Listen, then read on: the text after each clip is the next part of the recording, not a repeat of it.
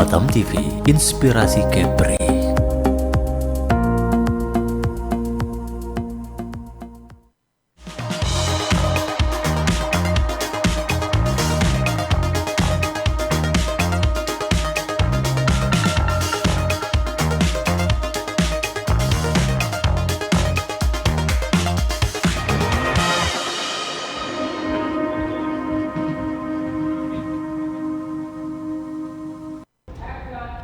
Assalamualaikum warahmatullahi wabarakatuh. Selamat malam pemirsa Batam TV. Senang sekali saya Pungki Inggoro kembali hadir menjumpai Anda di program Bincang Medik bersama KPJ Specialist Hospital. Dan tentu saja pada malam hari ini kita sudah kedatangan narasumber kita yang luar biasa. Beliau adalah dokter spesialis bedah saraf dan juga tulang belakang dari tentu saja KPJ Specialist Hospital, dan beliau adalah Dr. Risdawati Hasan. Selamat malam Dr. Risda. Selamat malam. Baik, apa kabar dokter? Sehat? Baik saja. Baik. Pemirsa, malam ini kita akan membahas topik yang sangat umum dirasakan, dialami oleh kita semua, yaitu mengenai sakit kepala. Waspada kerap sakit kepala, tentu saja bersama Dr. Risdawati. Dokter, ngomong-ngomong nih dokter, dokter praktek di KPJ Bandar Datoon, betul ya dokter? Ya betul. Okay. Betul, saya di sana. Nah, bicara soal sakit kepala nih dok. Ini sebetulnya rasa sakit yang umum dirasakan oleh masyarakat. Banyak orang yang sering mengeluh mengenai sakit kepala. Nah, bicara mengenai sakit kepala dok, bisa tolong dokter jelaskan sebetulnya sakit kepala ini ada bermacam-macam atau jenisnya apa saja nih dok? Dan jenis yang bagaimana yang harus kita waspadai sebagai sakit kepala yang wah ini bahaya, kita harus langsung kontrol ke dokter. Silakan dokter. Okey, terima kasih. Sebenarnya sakit kepala ini ada banyak jenis. Yang 90% daripada sakit kepala itu tidak ada apa-apalah bila kita buat scan kepala, biasanya normal. Dan hanya 10% daripada sakit kepala itu ada sebab-sebab yang menyebabkan sakit kepala. Jadi kebiasaannya bila pesakit datang ke klinik, biasanya skannya hanya normal lah. Cuma sakit kepalanya mungkin terlalu kuat, jadi mereka sangat risau sebab takut ada apa-apa yang berlaku di dalam otak yang mereka tidak tahu. Jadi apabila kita buat pemeriksaan dan scan dan mereka dapat tahu sebenarnya normal aja, skannya normal, jadi itu juga adalah salah satu rawatan untuk sakit kepala sebab worry ataupun risau tu sudah kurang. Jadi bila kita bagi ubat, sakitnya cepat sembuh berbanding bila kita tidak dapat rawatan di doktor, kita masih ragu-ragu. Kenapa kita masih lagi sakit kepala? Kenapa selalu sakit kepala, berulang-ulang sakit kepala? Jadi itu akan menyebabkan semakin risau, semakin tak boleh rehat, semakin tak boleh tidur, dan sakit itu akan berulang lagi dan mungkin jadi lebih parah. Ya, jadi lebih baiklah kita berjumpa doktor. Doktor periksa betul-betul apakah sakit kepala ini bisa merisaukan, dan mungkin scan kepala tu kita boleh lakukan untuk tentukan sama ada kita di dalam 90% daripada yang normal itu. Baik, dokter, sebetulnya dari sakit-sakit kepala yang seperti ini tuh penyebabnya apa ya dok? Sakit kepala biasanya disebabkan oleh contohnya perjalanan darah di dalam otak itu tidak lancar. Ya, kemungkinan ada penyempitan di dalam saluran darah di dalam otak dan sakit kepala itu terjadi. Ada juga sakit kepala disebabkan oleh infeksi jangkitan kuman, sama ada di kulit kepala, di dalam kepala ataupun di rongga sekitar kepala atau kita panggil sinus. Jadi sinusitis ni bila terjadi boleh menyebabkan sakit kepala di bahagian muka dan merebak ke kepala. Ataupun sakit kepala yang lain-lain lah, iaitu sakit yang kita risau seperti ketumbuhan tumor atau kanker otak ataupun pendarahan. di dalam otak yang boleh dirawat sekiranya diperiksa dengan lebih awal. Baik. Termasuk migrain juga dokter berarti ya? Ya, 90% lah sakit kepala itu kita kategorikan sebagai primary headache, iaitu sakit kepala yang bila di-scan biasanya normal aja. Jadi kita kategorikan ada dua jenis, migraine headache dengan acute tension headache. Dan seterusnya 10% itu memang ada penyebab-penyebab yang lain lah. Ya, macam itu. Ya. Dok, dari tadi yang dokter sampaikan ada dua pertanyaan nih. Yang pertama adalah sakit kepala yang tegang ini, tension headache. Nah, tension headache ini apakah juga karena kekurangan oksigen ya, pembuluh darah yang menyempit ke kepala? Tension headache ni dia disebabkan oleh kurang disebabkan oleh pelancaran darah, tapi disebabkan oleh mental disturbance seperti stres ataupun ada yang perkara yang merisaukan yang selalu kita mungkin perlu difokus, tapi mungkin kita tidak dapat fokus dengan baik, jadi kita jadi stres, ataupun ada pekerjaan-pekerjaan kita yang perlu dibuat mungkin lebih daripada yang kemampuan kita pada tahap itu, jadi kita jadi mungkin agak stres dan boleh dapat sakit kepala. Under pressure ya dok? Ya, under pressure. Kondisi di mana under pressure mengakibatkan kita sakit kepala. Baik. Nah, tadi juga dokter menyebutkan primary atau secondary headache. Dokter bisa tolong jelaskan apa itu perbedaannya primary dan secondary headache ini dok? Okey, primary headache biasanya kita kategorikan bila kita buat scan kepala, kebiasaannya normal aja. Mungkin ada perubahan-perubahan yang lain tapi tidak begitu jelas lah di dalam MRI scan ataupun CT scan. Dan secondary headache biasanya apabila terjadi bila kita scan, kita nampak ada perubahan yang mungkin menyebabkan sakit kepala. Contohnya ada pendarahan ataupun infeksi ataupun bengkak di otak ataupun disebabkan oleh kanker atau tumor di dalam otak. Baik dok, umumnya masyarakat ini saat mengalami sakit kepala biasanya mereka mengkonsumsi obat ya dok ya untuk menghilangkan rasa sakit. Tapi seberapa sering sakit kepala ini perlu muncul sampai kita memang harus kontrol ke dokter dok? Apakah dalam durasi yang lama dan sering nih setiap hari? Bagaimana menurut dokter? Ya.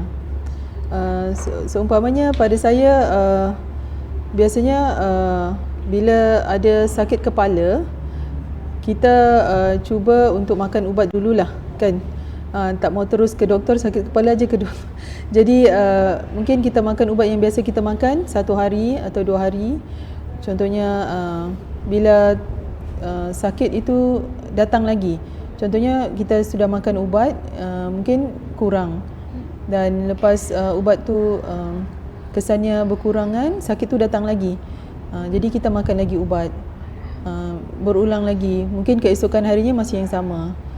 Jadi bila kita makan ubat yang terlalu lama, mungkin ada kesan sampingan lain di badan. Contohnya di toksik, sebab ubat sakit kepala, tahan sakit biasanya ada kesan yang lain lah di ginjal ataupun di hati. Jadi bila kita makan sentiasa, mungkin sakit yang kita ada tu dia lebih parah dan kita tidak dapat rawatan yang awal sebabkan kita masih lagi makan ubat setiap hari, makan ubat tahan sakit. Jadi mesti awal jumpa ke doktor. Pada saya kalau mungkin 1 hari atau 2 hari sakitnya ada lagi dan sakit itu luar biasa, lain dari yang kita selalu ada. Mungkin sakitnya lebih kuat ataupun lebih parah sakitnya dan lebih cepat datang, dan ubat yang biasa kita makan mungkin tidak berkesan. Jadi sepatutnya perlu berjumpa doktor dengan lebih awal lah. Baik dok. Nah, kadang kita juga tuntutan pekerjaan. Tadi dokter sempat menyebutkan stres, pekerjaan, gaya hidup, merokok misalkan, atau diet yang salah, pola diet yang salah. Itu konon katanya juga menyebabkan sakit kepala. Tapi seberapa berpengaruhnya masalah pola hidup ini dengan sakit kepala dok? Diet yang tidak tepat atau merokok atau vape, bagaimana hal tersebut dapat berpengaruh terhadap sakit kepala? Ya, okey. Bila kita tidak ada, contohnya kita aktiviti harian kita tu tidak tepat lah, macam kerja aja dan tidak ada olahraga, ataupun pemakanan kita tidak terjaga sebab kita terlalu sibuk. Mungkin makanan-makanan yang kita makan mungkin kandungan garam yang tinggi, lemak yang tinggi. Jadi bila kita konsumsi makanan itu secara berlebihan ataupun berterusan, dia akan jadi efek pada badan. Contohnya akan ada hipertensi, lemak yang tinggi menyebabkan blok ataupun tersumbat di bahagian saraf di bahagian otak, dan boleh menyebabkan pendarahan di otak. Dan apabila kita kerja berterusan, mungkin masa rehat kita pun tidak menentu. Jadi mungkin tidur tak cukup. Kadang-kadang tidur hanya 2 jam, 3 jam, ataupun terlalu fokus dengan kerja sampai tidurnya tu tidak dapat kualiti. Kualiti tidurnya, mungkin cakap tidur sudah berapa lama, mungkin bisa tidur 5 jam, 6 jam, tapi bila ditanya lagi tidurnya selalu terjaga. Tidurnya bila terjaga susah nak tidur balik, dan bila tidur bangunnya tu rasa masih penat lagi. Walaupun tidur sudah cukup, tapi bila bangun, kenapa masih penat lagi, macam masih mau tidur lagi esok harinya. Jadi mungkin masa waktu tidur itu kualiti tu tidak ada. Lebih masih terfikir pasal apa yang berlaku sehari sebelum tu ataupun pekerjaan lagi. Jadi mengganggu tidur, mengganggu rehat, dan lama-lama bila ini berterusan memang boleh menyebabkan masalah stres ataupun sakit kepala lah seterusnya. Ya, pasti dok. Karena tidur juga tidak nyaman ya. Ya, tidur tidak nyaman, makan juga jadi tidak enak dok. Ya. Baik dokter, tadi kita sudah bicara nih mengenai hal-hal umum ya, mengenai sakit kepala. Nanti saya ada pertanyaan lain nih untuk dokter, tapi sayangnya kita harus rehat sejenak dokter untuk pariwara. Baik pemirsa Batam TV, kami masih akan membahas mengenai waspada kerap sakit kepala bersama Dr. Rizdawati Hasan, pakar bedah saraf dan juga tulang belakang dari KPJ Bandar Dato'on. Tetap bersama kami pemirsa, kami akan segera kembali setelah jeda pariwara berikut ini.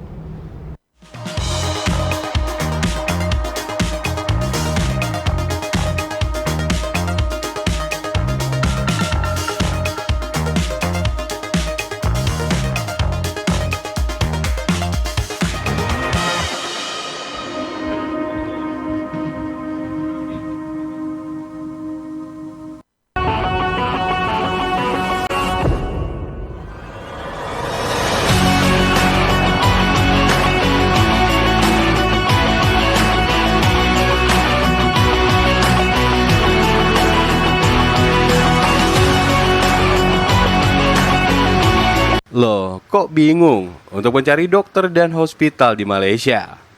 Hubungi kami, Anda akan mendapatkan rekomendasi dokter di rumah sakit KPJ, informasi jadwal dokter, appointment dengan dokter di KPJ, informasi biaya medis, mengatur penjemputan di pelabuhan dan bandara.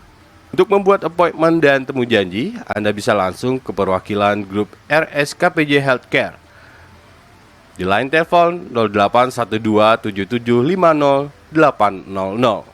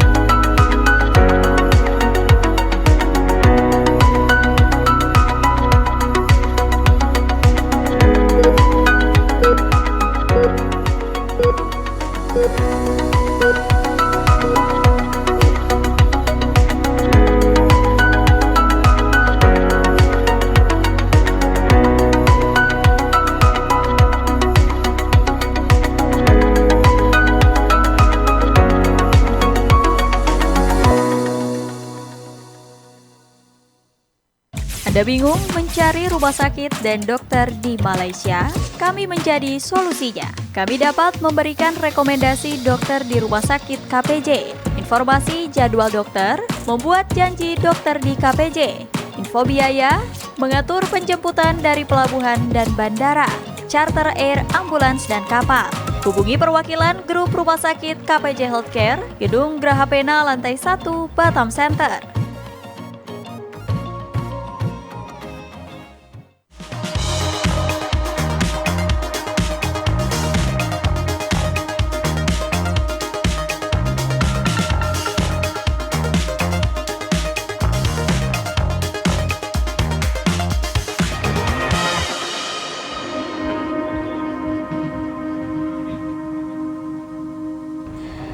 Pemirsa Batam TV masih di program Bincang Medik bersama KPJ Specialist Hospital dengan narasumber kita malam hari ini Dr. Rizdawati Hasan, pakar bedah saraf dan juga tulang belakang dari KPJ Bandar Dato'on.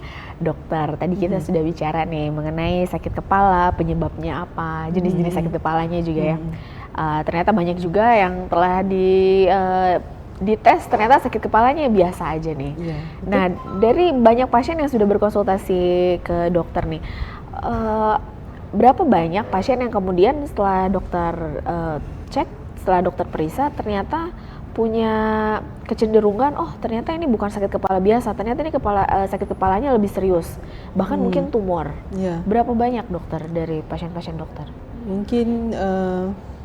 Mungkin hanya 6% ataupun ke 10% lah. Ya.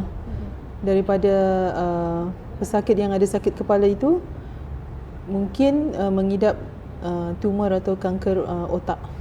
Ya. Dan itu dari usia berapa aja tuh, Dok? Kebanyakan dari pasien dokter ini. Yang paling muda misalkan? Kanker otak ini boleh menyerang seawal usia bulan atau setahun, ya bayi, dan sampai ke usia orang tua lah. Jadi range umur itu sangat luas. Nah, tadi saya sempat tanyakan dokter mengenai penyebab sakit kepala. Nah, sekarang kalau seseorang terdiagnosis mengidap tumor otak, penyebabnya apa, Dok? Apalagi untuk anak usia 1 tahun, masih beberapa bulan lah ibaratnya. Penyebabnya apa? Biasanya penyebab pada bayi ataupun kanak-kanak lebih pada genetik lah. Ya, genetik ataupun exposure, pendedahan semasa bayi di dalam kandungan. Contohnya ubat-ubatan ataupun radiasi pada ibu mengandung yang tidak sesuai, bila diberikan pada ibu boleh efek pada bayi sendiri, dan juga mungkin disebabkan oleh genetik ataupun warisan daripada keluarga. Dokter tadi menyebutkan mengenai radiasi. Radiasi seperti apa ya, Dok? Karena kan sekarang umumnya ibu hamil ataupun tidak hamil fokus dengan handphone atau gadget. Apakah itu juga termasuk salah satu radiasi yang dokter maksud? Ada research lah mengatakan bila handphone ataupun radiasi daripada handphone boleh menyebabkan masalah, tapi belum terbukti 100% lah. Ya. Dan radiasi yang saya maksudkan mungkin radiasi seperti kita menjalankan scan pada waktu bayi ataupun pekerjaan lah. Mungkin ada pekerjaannya tu yang lebih terdedah pada radiasi. Baik. Nah, bicara mengenai tadi penyebab tumor salah satunya adalah genetik keturunan. Berarti dokter akan men-trace apakah memang ada riwayat dari keluarga yang juga mengidap tumor. Ada tidak kasus yang ternyata tidak ditemukan dari keluarga besarnya, tidak ditemukan satupun orang yang pernah mengidap tumor atau kanker, tapi ternyata anak ini atau pasien ini mengidap? Apa dokter pernah? Ya, itu pun biasa. Itu? Pernah bila di-trace di ibu atau ayah, tidak ada pesakit-pesakit kanker di ahli keluarga antara ibu dengan ayah, tapi baru aja terjadi di pesakitnya, iaitu anak bayi atau bayi tersebut lah. Dan ini kita panggil mutasi yang terjadi secara sendiri pada bayi tersebut. Jadi kita tidak mungkin mutasi disebabkan oleh pendedahan pada sel-sel tersebut semasa dalam kandungan, sel-sel bayi lah, sama ada daripada ubat-ubatan yang dimakan ataupun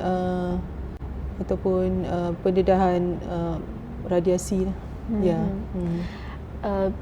Untuk tumor ini kan ada stage-nya ya dok ya, stage awal, ternyata dia sudah akut. Nah dokter bisa tolong jelaskan tidak jenis-jenis tumor ini itu bagaimana dan biasanya prosedur untuk perawatannya itu seperti apa?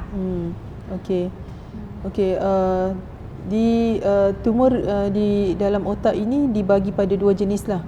Satu tumor yang memang bila kita jumpa tu memang berasal dari otak, dan ada lagi satu jenis yang berasal dari badan dan sudah merebak ke otak. Yang ini kita panggil metastasis lah, iaitu kanser daripada luar masuk ke dalam otak. Yang kebiasaannya primary brain tumor, iaitu memang berasal dari otak.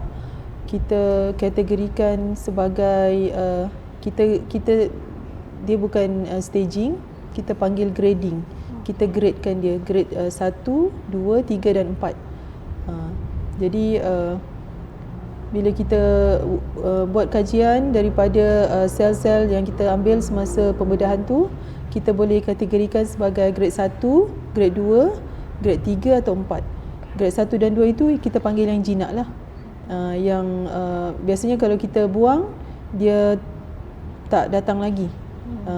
Tapi yang grade 3 mungkin akan perlukan rawatan-rawatan lanjutan seperti kemoterapi, radioterapi, dan yang terakhir grade 4 memang perlukan rawatan lanjutan selepas pembedahan disebabkan kanker yang kita sebut kanker lah, iaitu grade 3 atau grade 4.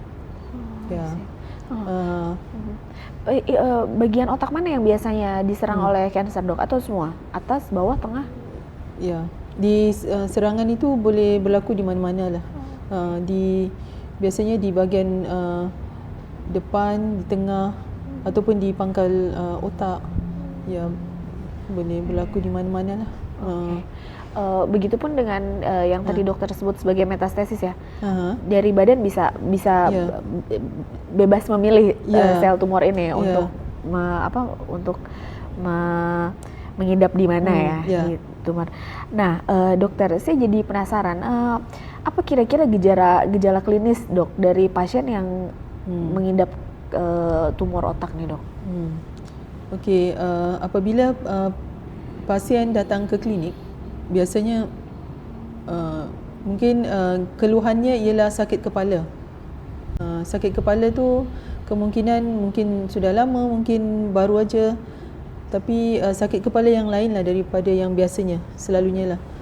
Sebab mungkin sakitnya terlalu kuat ataupun sakitnya terlalu kerap. Hari-hari sakit, dan sakit itu tidak bisa dirawat dengan ubat tahan sakit yang biasa. Mungkin sakit kurang aja sedikit tapi sakitnya datang lagi dan terlalu parah sehingga mungkin ada simptom-simptom yang lain lah. Contohnya muntah-muntah, contohnya letih, terlalu penat, tidak berdaya, mungkin makan pun tak ada selera. dan lebih pada berehat, ataupun mungkin keluarga boleh nampak mungkin pesakit jalannya sudah tidak stabil, ya mungkin ingatannya mungkin sudah berkurangan, dan pesakit mungkin tidak mampu berjalan dengan sendiri. Jadi selain daripada sakit kepala, kita boleh tahu jugalah daripada pemeriksaan lah, sama ada memang kemungkinan besar ini ada masalah lain selain daripada migrain ataupun tension headache yang kita sebutkan itulah. Ya. Baik. Nah, setelah dokter melihat gejala-gejala klinis ini, kemudian apa yang akan dokter sarankan pada pasien? Tes-tes seperti apa yang bisa dokter sarankan pada pasien? Okey. Sekiranya kita sudah periksa pesakit dan kita dapati ini bukan masalah yang biasa, sebab pesakit ada masalah yang lain selain dari sakit kepala, memang kita perlu buat rawatan MRI, iaitu scan kepala untuk melihat dengan lebih lanjut dan teliti apa yang sudah terjadi di dalam otak, sama ada masalah yang serius dan perlukan perawatan yang lebih cepat. Ya. Dokter tadi menyebutkan di grade 2 ini pasien bisa mendapatkan kemo atau radio frekuensi ya? Radioterapi. Ya, radioterapi maksudnya. Seberapa efektif kemoterapi bisa memberikan kesehatan atau menghilangkan tumor pada pasien grade 2 ini, dokter? Ya, bergantung dengan jenis kanker juga. Ada setengah kanker memang sangat efektif rawatan radiasi. Contohnya kanker yang bila kita buat scan, MRI scan, kita nampak ini besar kemungkinan boleh dirawat dengan radiasi. Jadi kita terus mungkin buat operasi kecil lah. Kita ambil sel itu, kita hantar ke makmal untuk confirmkan memang ini sesuai untuk radiasi. Jadi bila diradiasi hilang, ketumbuhannya hilang dan sakit bisa kembali seperti biasalah. Tapi ada juga yang jenis kanker tu mesti dioperasi, dibuang dulu dan dibuat rawatan lanjutan seperti radiasi ataupun kemoterapi. Dan rawatan ini biasanya ada yang boleh menyembuhkan, dan ada kala juga dia ialah untuk mengurangkan tahap suffering lah untuk pesakit lah, ya. Sekiranya tidak dibuat rawatan tersebut, mungkin dia lebih sakit kepala, ya, dia mungkin kanker itu boleh menyerang kembali, ya. Jadi kita perlu buat rawatan lanjut dengan cepatlah selepas rawatan yang pertama lah. Ya. Baik, Dok. Untuk pasien-pasien yang sudah mendapatkan contoh tadi setelah dibiopsi ternyata memang bisa nih mendapatkan kemoterapi. Bagaimana kira-kira rasa sakit yang akan masih diderita oleh pasien setelah mendapatkan rawatan kemoterapi ini, Dok? Apakah masih kerap akan merasakan sakit atau secara berangsur akan hilang? Biasanya bila kita sudah melakukan contoh operasi untuk biopsi, kita sudah tahu confirm memang ini rawatan yang sesuai ialah radiasi ataupun kemo, sakit kepala tu akan beransur pulih sebab rawatan itu sudah berlangsung dan tumor otak itu sudah mengecil dan bengkak di sekitar tumor pun sudah berkurang. Jadi sakit kepalanya memang akan kurang dan pesakit lebih selesa. Dia boleh buat aktiviti seperti biasalah semasa buat rawatan kemo ataupun radiasi tersebut lah. Baik, Dok, ini sebetulnya pertanyaan basic yang harusnya saya tanyakan di awal. Apa sebetulnya tumor otak? Sel yang kenapa tumor ini dan seperti apa? Okey, sel di dalam otak ini ada beberapa jenis sel lah. Sel saluran darah ataupun sel memang sel daripada sel darah ataupun sel daripada sel otak tersebut yang berhubung antara kawasan otak. Jadi bila ia terjadi di dalam sel otak, kita panggil kanker otak yang primary lah. Yang kalau ia terjadi di sel darah di dalam otak, kita panggil kanser darah. Tapi kanser darah yang memang hanya di dalam otak sahaja. Jadi dua ini rawatannya berbeza, sama ada sel darah ataupun sel kanker otak. Jadi kanker sel darah, sel-sel otak itu secara tiba-tiba dia mutasi dan menjadi lebih aktif.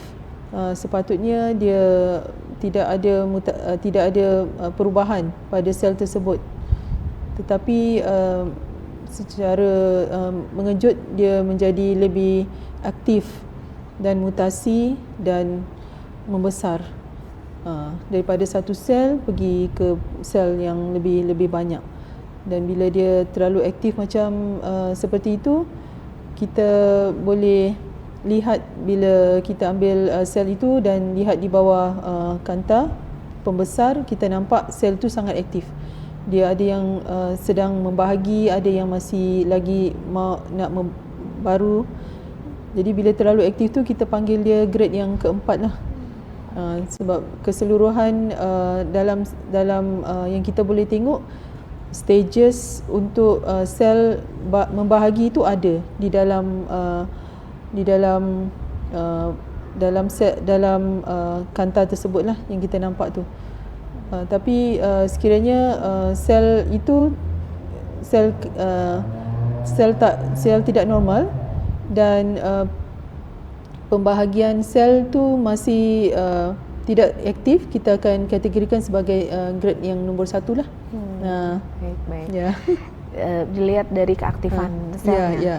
Dari pasien-pasien yang sudah dokter tangani, pasien dengan tumor otak, di bagian otak sebelah mana yang paling fatal, Dok? Ternyata bagian otak ini paling fatal dan pengaruhnya nanti akan lebih berat untuk pasien meskipun sudah dilakukan prosedur atau tindakan. Silakan, Dokter. Okey, kanker otak boleh terjadi di keseluruhan otak, tetapi bila ia berlaku di kawasan yang dalam, iaitu kawasan yang sukar untuk dirawat, satu. Tapi kawasan itu juga kita panggil kawasan yang sensitif. Dia ialah kawasan yang banyak sel otak berhubung di sana. Jadi fungsinya itu sangat banyak. Dan apabila ada sesuatu berlaku di situ, kesan pada pesakit itu terlalu kuat. Contohnya walaupun tumornya kecil, tapi sebab dia berada di tempat yang sangat sensitif, kita dapat lihat pesakit mungkin lemah di sebelah badan, kemungkinan ada penyakit sawan, mungkin pesakit sangat mungkin tidak sedarkan diri, pingsan, kerana dia berlaku di kawasan yang sangat sensitif. Ya. Di kawasan mana tu, Dok? Di area yang mana? Di area di pertengahan otak, di tengah-tengah otak itu. Otak kanan, kiri, bawah, depan, yang di tengah itu. Okay. Sebab yang di tengah itu ialah contohnya macam highway. Itu jalan yang utama, daripada depan, tepi dan belakang keseluruhan lalu di tempat yang sama untuk ke badan. Jadi bila ia berlaku di situ, sel itu padat di sana. Ya, berbanding di luar otak, di otak yang di bahagian luarnya. Jadi bila padat, apa-apa yang berlaku di sana kesannya sangat besarlah. Dan apabila kita bila berlaku ketumbuhan di situ, kesan pada pesakit lebih banyak. Sebabkan sel itu padat di sana. Baik. Dokter pernah menangani pasien yang di area yang sensitif tersebut tadi, dan ternyata dia sudah grade-nya grade 4. Dokter sudah pernah menangani pasien yang seperti itu, dan prosedur apa yang kemudian dokter lakukan terhadap pasien, Dokter? Ya. Okey, apabila berlaku ketumbuhan di kawasan yang sensitif. Jadi bila kita buat operasi itu menjadi lebih kompleks. Sebab kita perlukan alatan-alatan yang lebih canggih. Kita perlukan satu, kita panggil brain mapping. Jadi kita akan mapping bahagian otak semasa pembedahan. Jadi kita tahu yang ini, kawasan ini ialah untuk pergerakan, yang di kawasan ini untuk percakapan, di kawasan ini untuk penglihatan. Jadi bila kita mapping semasa pembedahan itu, kita tahu yang kawasan ini ialah kawasan yang kita tak boleh pergi. Kita panggil no go area. Area yang kalau kita pergi ke sana mungkin akan ada terjejas pada pesakit lah. Jadi apabila kita sudah mapping, jadi yang kawasan luar daripada tempat yang sensitif itu kita boleh buang. Dan kawasan yang area yang saya cakap tadi yang kita tak boleh pergi tu, kita akan tinggal di sana dan untuk rawatan lanjutan iaitu kemoterapi, radioterapi. Ya, sebab bila kita terus saja buang keseluruhannya, mungkin takut nanti pesakit parah selepas pembedahan. Mungkin dia tak bangun kan, padahalnya pesakit tu mau operasi sebab dia mau lebih baik, bukannya selepas bedah itu menjadi lebih teruk lah. Sebab tu kita mesti tahu di mana kita boleh kita buang dan di bahagian mana yang kita perlu bukan tinggalkan, kita perlu preserve sebabnya kawasan itu sangat sensitif. Ya. Baik. Berarti di area sensitif yang tidak boleh no go area ini, mari kita lakukan prosedur lain untuk menangani tumor tersebut. Baik dokter, obrolannya menarik sekali. Kita harus istirahat dulu nih dok, supaya kita bisa tarik nafas karena masih banyak pertanyaan untuk dokter. Baik pemirsa Batam TV, menarik sekali obrolan kita malam ini mengenai sakit kepala yang juga bisa jadi salah satu simptom untuk tumor otak ya dokter ya. Tetap bersama kami di program Bincang Medik bersama KPJ Specialist Hospital. Kami akan segera kembali setelah jeda pariwara berikut ini.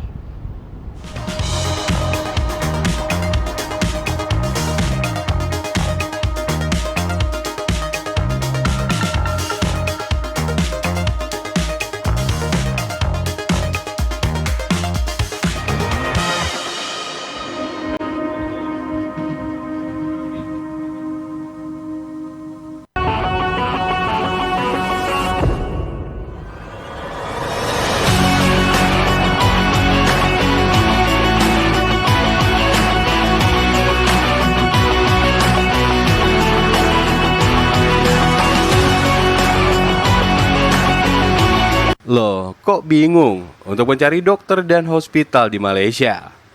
Hubungi kami, Anda akan mendapatkan rekomendasi dokter di rumah sakit KPJ, informasi jadwal dokter, appointment dengan dokter di KPJ, informasi biaya medis, mengatur penjemputan di pelabuhan dan bandara.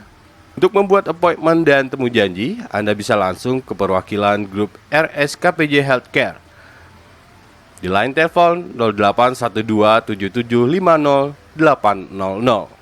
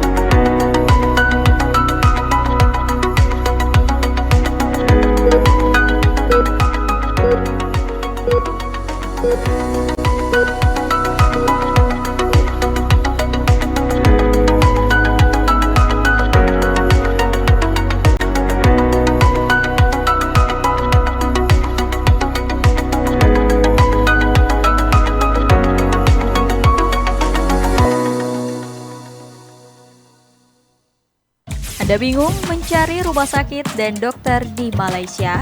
Kami menjadi solusinya. Kami dapat memberikan rekomendasi dokter di rumah sakit KPJ, informasi jadwal dokter, membuat janji dokter di KPJ, info biaya, mengatur penjemputan dari pelabuhan dan bandara, charter air, ambulans, dan kapal. Hubungi perwakilan grup rumah sakit KPJ Healthcare, Gedung Graha Pena, lantai 1, Batam Center.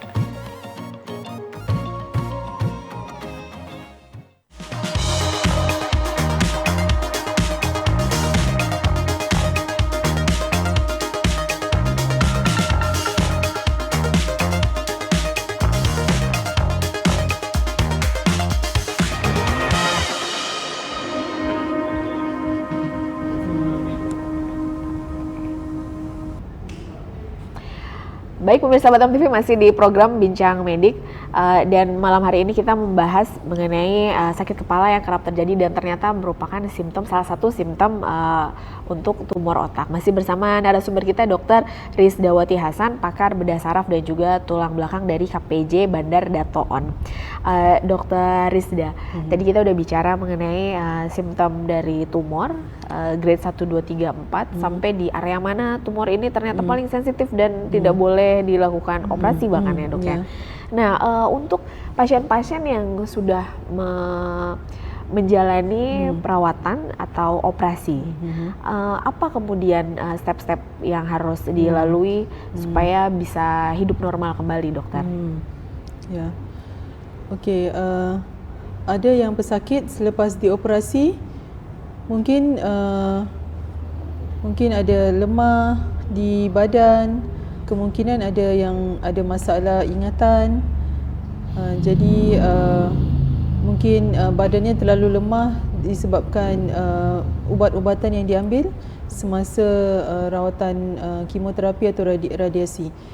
Jadi pesakit ini memang memerlukan support daripada ahli keluarga.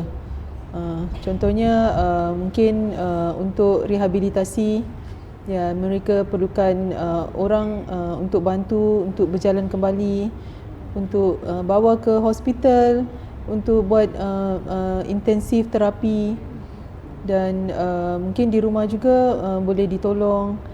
Contohnya rawatan-rawatan seperti urut ataupun strengthen exercise, dan juga yang paling penting pemakanan yang seimbang dan normal lah.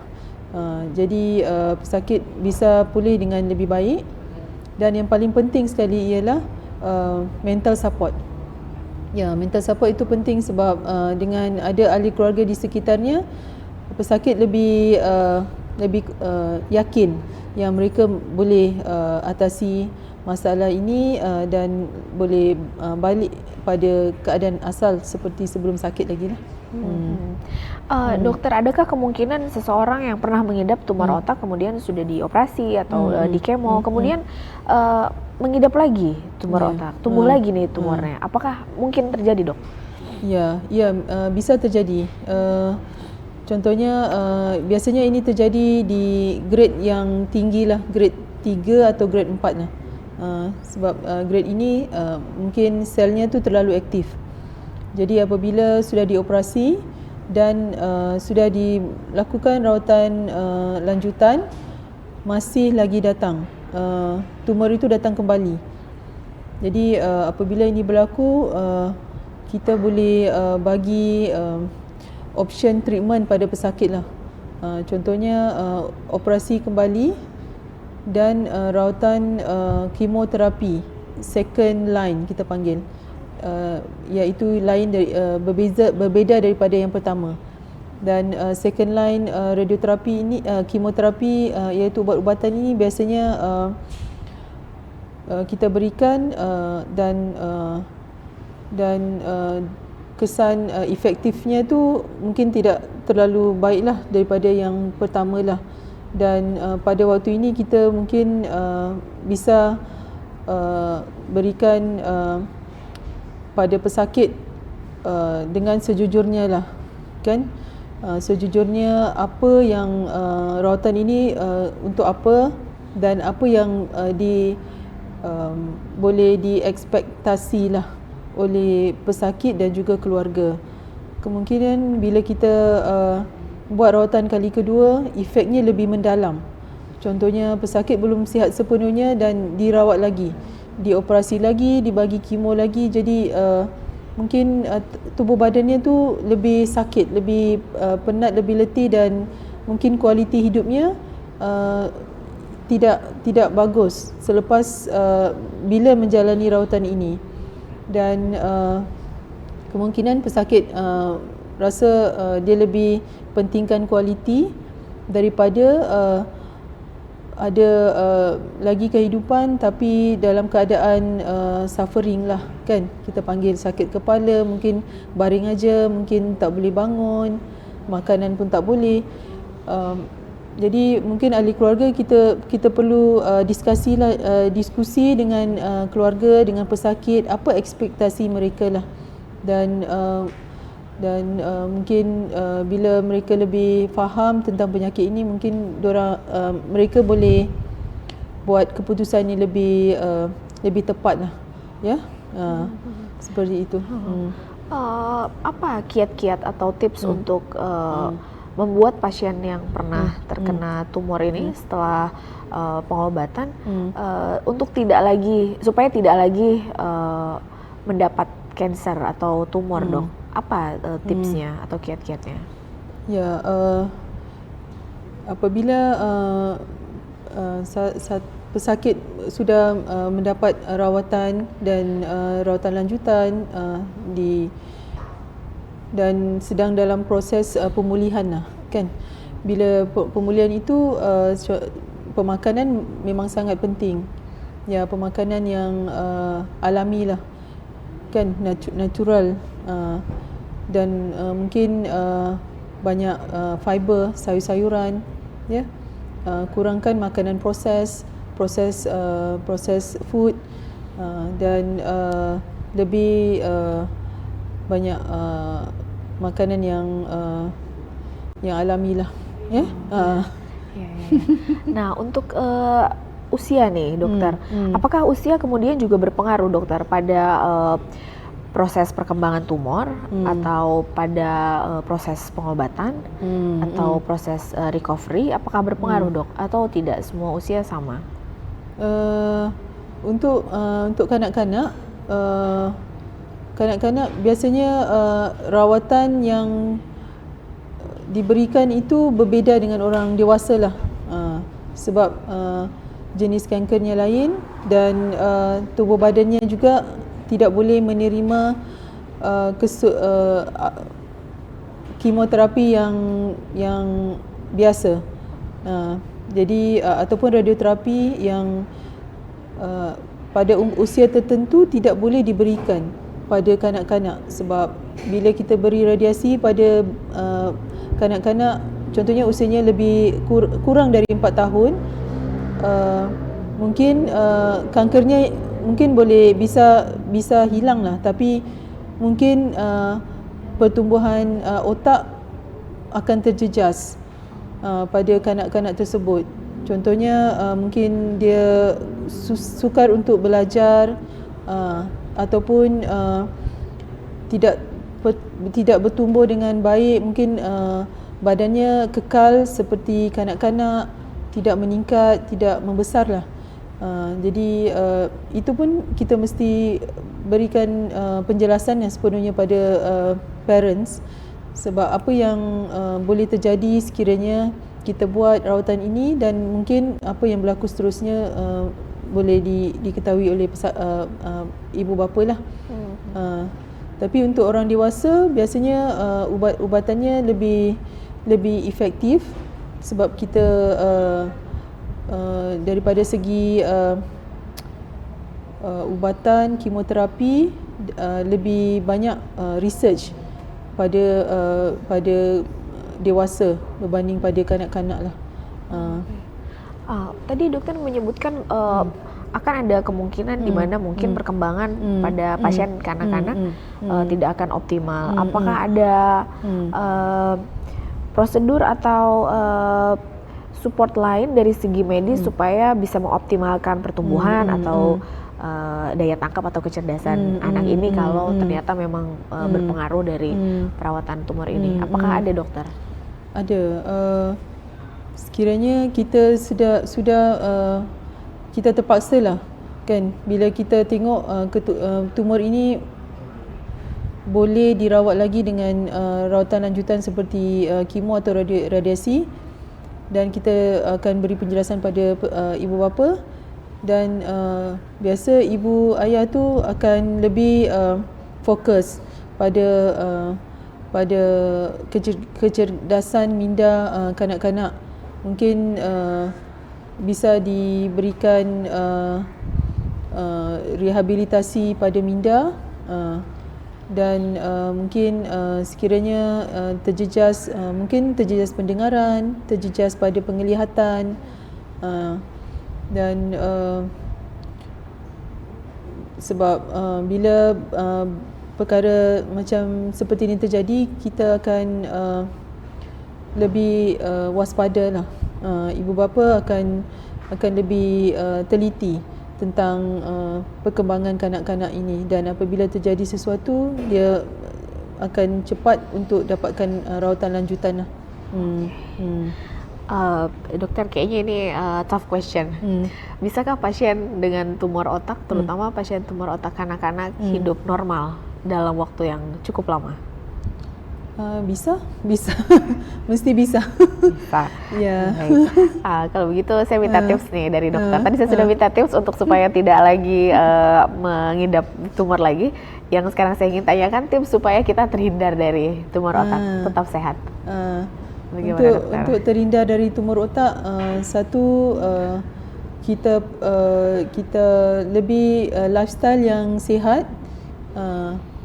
Mesti pemakanan yang seimbang, kurangkan processed food, makanan lebih alami, lebih banyak sayur-sayuran, ya, dan lagi kurangkan stres juga, ya, sebab stres tu kita tahu stres, tapi mungkin akan ada perubahan hormon di situ.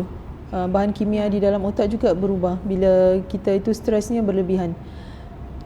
Lagi olahraga, ya, exercise yang lifestyle yang seimbang lah. Okey. Rokok? Ya, merokok juga. Dan yang baru-baru kebelakangan ini juga vape, sangat bahaya. Sebab kandungan bahan kimia yang tidak menentu di dalamnya. Tak semua vape sama. Vape berubah-ubah setiap masa, jadi tidak dapat ditentukan apa yang ada dalam asap vape tersebutlah.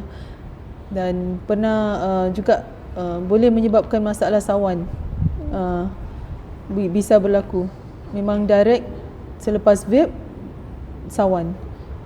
Ya, sebab bahannya itu memang tidak dapat dipastikan, ya, apa itu di dalam vape itu. Ya. Baik. Nah, dokter, obrolannya menarik sekali mengenai sakit kepala yang sebenarnya hampir semua orang pasti pernah mengalami sakit kepala, dari kanak-kanak sampai yang sudah lanjut usia. Saya minta closing statement boleh ya dari dokter mengenai sakit kepala ini dan juga mengenai tumor otak. Boleh, dokter? Silakan closing statement. Okey, saya berharap sekiranya pesakit-pesakit yang mengidap masalah seperti sakit kepala bisa berjumpa dengan doktor dengan lebih awal daripada terus mengkonsumsi ubat-ubatan berterusan, sebab bila kita diagnosi masalah tumor otak dengan awal, rawatan lanjutan itu lebih efektif, rawatan-rawatannya, dan pesakit boleh sembuh sepenuhnya.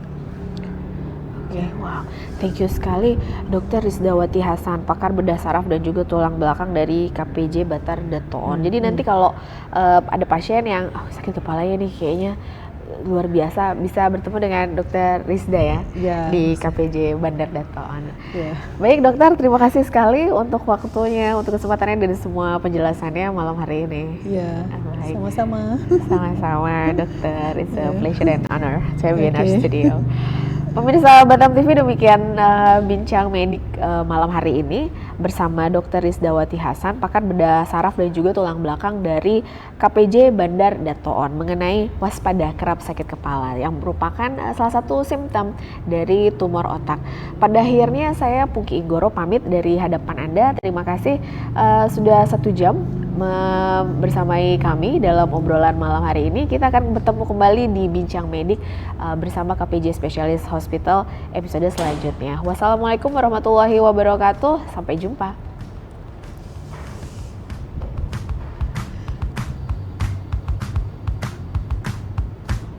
Oke. Mari.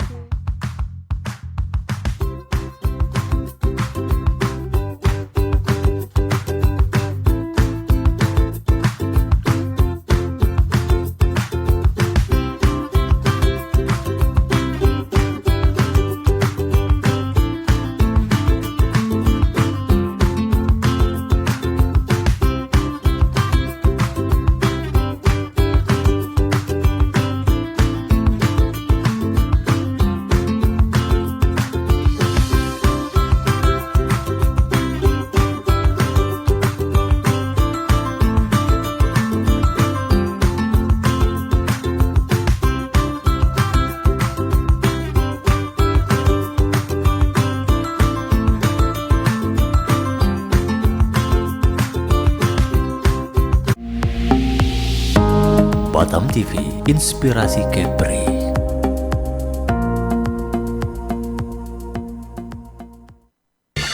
Temukan pesona alam yang